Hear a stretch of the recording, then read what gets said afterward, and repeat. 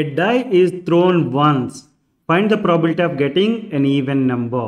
మనం ఒకసారి డైని త్రో చేస్తే ఈవెన్ నెంబర్ రావడానికి ప్రాబిలిటీ ఎంత అని అడుగుతున్నారు. ప్రాబిలిటీ డెఫినేషన్ ఏంటి?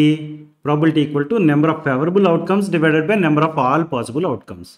Okay, first all possible outcomes ఏంటో చూద్దాం.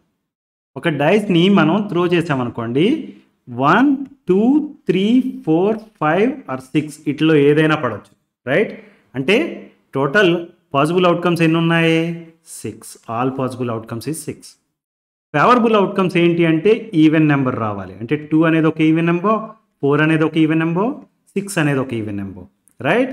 సో ఈ 3 వచ్చినప్పుడు ఫేవరబుల్ అవుట్కమ్స్ కాబట్టి favourable outcomes total 3. So probability is 3 divided by 6, that is equal to 1/2. So probability of getting an even number is 1/2.